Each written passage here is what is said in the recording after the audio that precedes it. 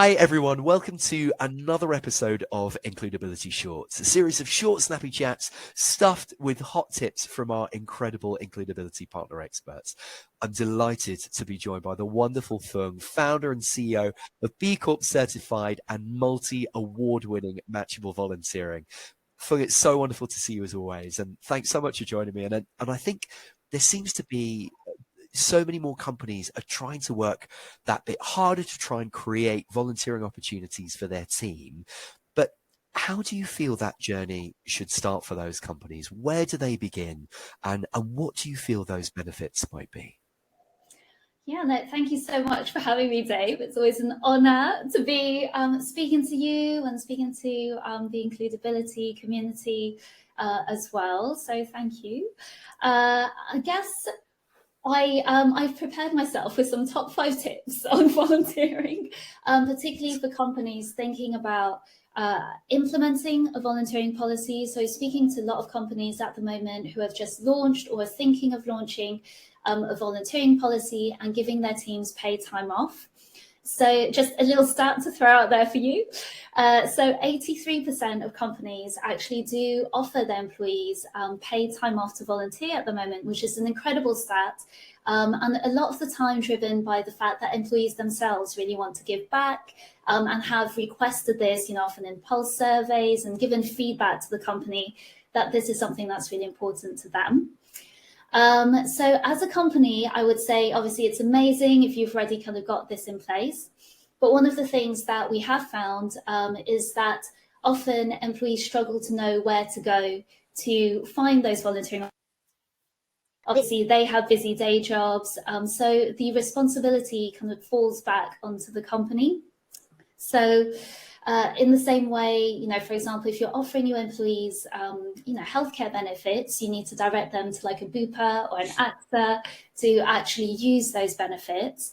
Often they need a central point at the company, either the HR team, the charity committee, all that kind of stuff, or an external platform, a bit like us, that actually will help you arrange employee volunteering so that your employees know how to best use their volunteering time.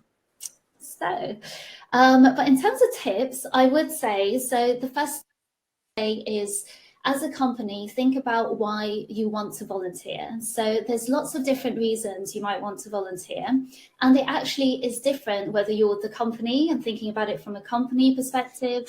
So things like team building, really important, giving your employees purpose at work.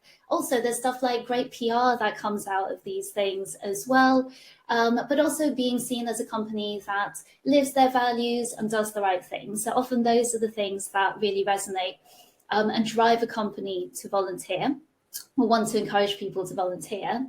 Versus, for example, if you are an employee yourself, you might have completely different reasons to volunteer. You might be really passionate about certain causes that are very close to your heart because of your own personal experience. You might be trying to find purpose in your work. You might be trying to upskill because you want to use your skills, to do good, but in a completely new context. And then you develop, kind of skills for the future, to add to your CV, all that kind of good stuff. So the reasons are different depending on who it is, but also depending on the company and, kind of your own ethos as well.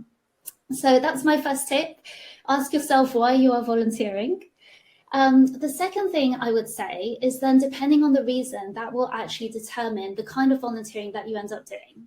So often I think people have a go-to, which is totally understandable because traditional volunteering has been around for ages. And so as soon as people say, okay, we've got paid time off to volunteer, a lot of the images that it conjures up are, kind of going out as a team, spending a day out of the office, fun, helping, plant trees or paint a fence, like all that kind of stuff, which is, really valuable, really exciting. And if your goal is, for example, team building, and, kind of just getting out of the office, getting people a bit refreshed and, kind of speaking to each other across teams, that is a really good option. But I think sometimes what people forget is that there's actually lots and lots of ways to volunteer. So, I mentioned in person, but there's also virtual volunteering, and actually virtual volunteering is a bit more accessible sometimes and less disruptive than, having everyone, travel to a place, maybe do something physical, all that kind of stuff. So making it virtual can be something you can do online, and you can also do it as a team.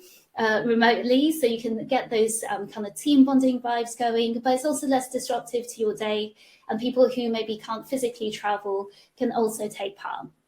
So that's one kind of way to volunteer. The other thing to think about is also kind of individual versus group volunteering. So those are two very different things as well. So is it something that, someone feels very passionately about and they want to go and find the cause that they care about, versus is it something that, as a company, maybe you want to promote, like sustainability? So are you all going to volunteer for a cause that, maybe the company really feels strongly about in terms of values? So individual versus group.